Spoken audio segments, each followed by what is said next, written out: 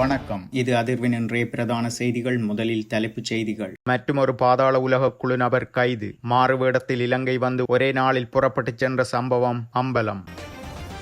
இன்டர்போலின் சிவப்பு அறிவிப்பில் சிக்கியுள்ள பாதாள உறுப்பினர்கள். தீவிரமாகும் ராஜதந்திர பேச்சுவார்த்தை. மாணிக்ககங்கை அருகிலுள்ள சர்ச்சைக்குரிய வீடு. முன்னாள் ஜனாதிபதி கோட்டபாய ராஜபக்சவின் பதில். ஒழுங்கமைக்கப்பட்ட குற்றவாளிகளிடமிருந்து மீட்கப்பட்டது இத்தனை கோடிகளா? வெளியானது தகவல். பயன்படுத்தப்படாத நிதியை திருப்பி அனுப்புவதை தவிர்க்குமாறு ஜனாதிபதி எச்சரிக்கை. சரத் பொன்சேகா வசமுள்ள குரல் பதிவு. சவால் விடும் நாமல். மக்களுக்கு மகிழ்ச்சி தகவல். இன்று முதல் வங்கிக் கணக்குகளில் வரவுள்ள பணம். சுற்றாடல் முன்னோடி ஜனாதிபதி பதக்கம். யாழிற்கு பெருமை சேர்த்த மாணவி.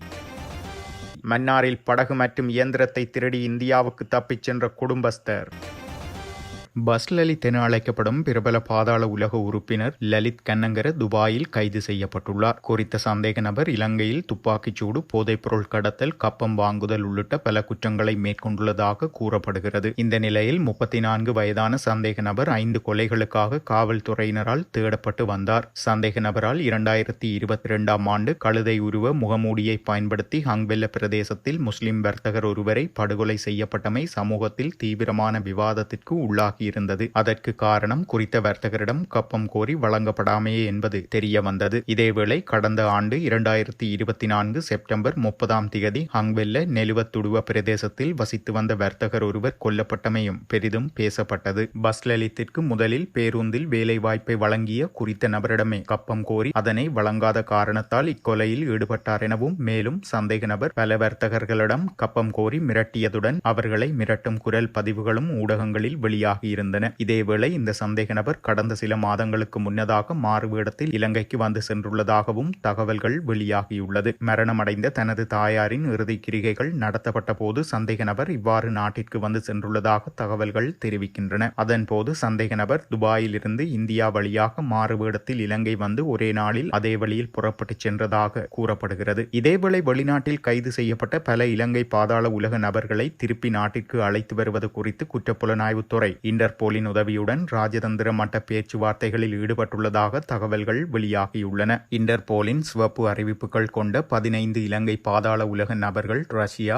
ஓமான், துபாய் மற்றும் இந்தியா ஆகிய நாடுகளில் கைது செய்யப்பட்டதாக பொது பாதுகாப்பு அமைச்சர் ஆனந்த விஜயபால சமீபத்தில் தெரிவித்திருந்தார். நாடு கடத்தல் செயல்முறையை எளிதாக்குவதற்காக சிஐடி தொடர்புடைய அதிகாரிகள் வெளிநாட்டு அதிகாரிகளுடன் நெருக்கமாக பணியாற்றி வருவதாக போலீஸ் வட்டார செய்திகள் குறிப்பிடுகின்றன. சம்பந்தப்பட்ட நாடுகளிடையே பரஸ்பர ஒப்பந்தங்களின் அடிப்படையில் ஒப்பந்தங்கள் ஏற்றுக்கொள்ளப்பட்ட பின்னரே நாடு கடத்தல் நடவடிக்கை முன்னெடுக்கப்படும் என தெரிவிக்கப்படுகிறது. இலங்கையில் திட்டமிட்ட குற்றச்செயல்களில் சிக்கியுள்ள குற்றவாளிகள் ஐக்கிய அரபு ராச்சியம், Italy, France, Switzerland, Indonesia, Canada, Russia, Oman மற்றும் இந்தியா போன்ற நாடுகளில் பதுங்கியிருப்பதாக தகவல்கள் வெளியாகியுள்ளது. இதேவேளை 2021 மற்றும் 2024 இடையில் அரசாங்கம் இதுவரை 3902 கோடி ரூபாய் மதிப்புள்ள பாதாள உலக குற்றவாளிகளின் சொத்துக்களை கைப்பற்றியுள்ளது. குறித்த தகவலை காவல்துறை ஊடக பேச்சாளர் உதயகுமார் வுட்லர் தெரிவித்துள்ளார். இந்த ஆண்டு ஜனவரி 1ஆம் தேதி முதல் 73 கோடி ரூபாய் மதிப்புள்ள சொத்துக்கள் செயலற்ற நிலையில் வைக்கப்பட்டுள்ளதாகவும் அவர் குறிப்பிட்டுள்ளார். அதன்படி அந்த சொத்துக்கள் கையகப்படுத்த நடவடிக்கை எடுக்கப்பட்டு வருவதாகவும்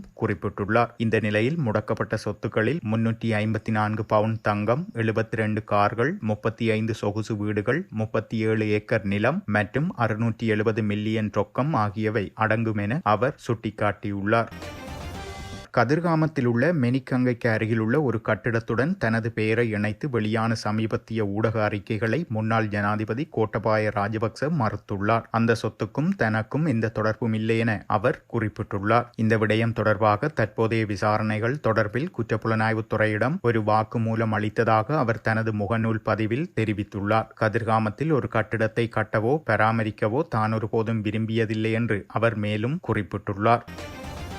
மன்னார் எமில் நகர் பகுதியில் வசித்து வந்த நபர் ஒருவர் பனங்கட்டிக்கொட்டு பெரிய பாலத்தடியில் நிறுத்தி வைக்கப்பட்டிருந்த படகு ஒன்றையும் இயந்திரத்தையும் திருடி இந்தியா தமிழ்நாட்டிற்கு தப்பிச் சென்றுள்ளதாக தெரிய வருகிறது. குறித்த நபர் கடந்த 13ஆம் திகதி இவ்வாறு தப்பிச் சென்றுள்ளார். நேற்றைய தினம் அவர் பயணித்த படகு தமிழ்நாடு மண்டபம் மரைக்கார்பட்டினம் கடற்கரையில் கண்டுபிடிக்கப்பட்டுள்ளதாக தெரிவிக்கப்பட்டுள்ளது. தப்பிச் சென்ற நபர் தொடர்பாக எந்த தகவல்களும் வெளியாகவில்லை. குறித்த நபர் குடும்பத்தில் ஏற்பட்ட பிரச்சினை காரணமாக நீதிமன்றத்தில் வழக்குகள் இருப்பதாகவும் இந்த வழக்கிலிருந்து தப்பிப்பதற்காக இவ்வாறு தப்பிச் சென்றுள்ளதாகவும் தகவல்கள் தெரிவிக்கின்றன. அவர் திருடிச் சென்றது 2 தொழிலாளர்களின் படகு மற்றும் இயந்திரம் என்பதால் குறித்த 2 குடும்பத்தினர் தொழில் செய்ய முடியாமல் பாதிக்கப்பட்டுள்ளார்கள் எனவும் தெரிய வந்துள்ளது.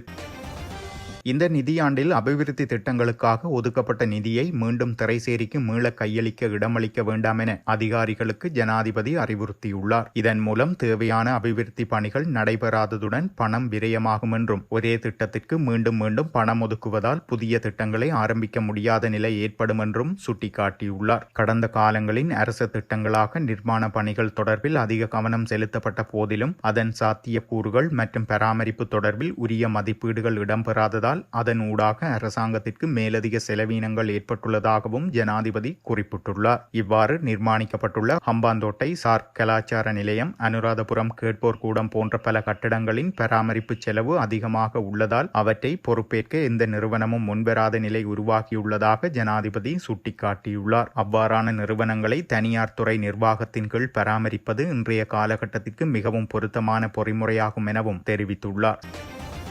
சரத் பொன்சேகா வசம் குரல் பதிவு ஒன்று இருந்தால் அதை அவர் வெளியிடட்டும் என பொதுஜன பெரமுன கட்சியின் தேசிய அமைப்பாளர் நாமல் ராஜபக்ச சவால் விடுத்துள்ளார். ராஜபக்சர்கள் மீதான பொன்சேகாவின் விவகாரம் மற்றும் காணொலி வெளியிடும் விவகாரம் என்பன தொடர்பில் எழுப்பப்பட்ட கேள்விகளுக்கு பதிலளிக்கையில் இவ்வாறு குறிப்பிட்டுள்ளார். அவர் மேலும் தெரிவிக்கையில், பொன்சேகாவின் இயல்பு அது, முன்னரும் அவர் அப்படித்தான். குரல் பதிவொன்று இருந்தால் அதை அவர் வெளியிடட்டும், அதற்குரிய உரிமை அவருக்குள்ளது. கோட்டபாய ராஜபக்ச பொன்சேகாவுடன் நம்பி கதைத்திருக்கக்கூடும். அதை அவர் வெளியிட்டால் தற்போது பொன்சேகாவை நம்புபவர்கள் நிலை என்னவென்று சொல்வது என அவர் கேள்வி எழுப்பியுள்ளார்.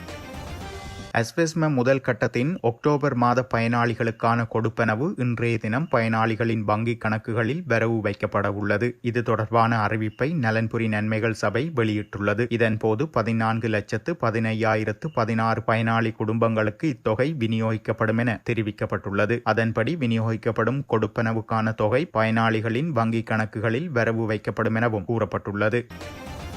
சுற்றாடல் முன்னோடி ஜனாதிபதி பதக்கம் வென்று யாழ் மாணவி ஒருவர் மண்ணுக்கும் தான் கல்வி கற்ற பாடசாலைக்கும் பெருமை சேர்த்துள்ளார். சுற்றாடல் முன்னோடி ஜனாதிபதி பதக்கம் வழங்கும் நிகழ்வில் காரைநகர் யாழ்டன் கல்லூரியை சேர்ந்த செல்வி கதிர்காமநாதன் அருட்செல்வி ஜனாதிபதி சிறப்பு பதக்கத்தை வென்றெடுத்துள்ளார். மத்திய சுற்றாடல் அதிகார சபையின் ஒழுங்குபடுத்தலில் கொழும்பு பண்டாரநாயக்க சர்வதேச அரங்கில் இந்நிகழ்வு நடைபெற்றுள்ளது. இதன்போது சுற்றாடல் முன்னோடி ஜனாதிபதி பதக்கத்தை ஜனாதிபதி அனுரகுமார திசாநாயக்கவிடமிருந்து மாணவி பெற்றுள்ளார். இந்த நிலையில் சுற்றாடல் முன்னோடி ஜனாதிபதி பதக்கம் வென்ற யாழ் மாணவி கதிர்காமநாதன் அருட்செல்விக்கு பாராட்டுகளும் வாழ்த்துக்களும் பலரும் தெரிவித்து வருகின்றனர். இத்துடன் செய்திகள் நிறைவடைகின்றன. மறக்காமல் அதிர்வு சேனலை லைக் மற்றும் சப்ஸ்கிரைப் செய்து கொள்ளுங்கள்.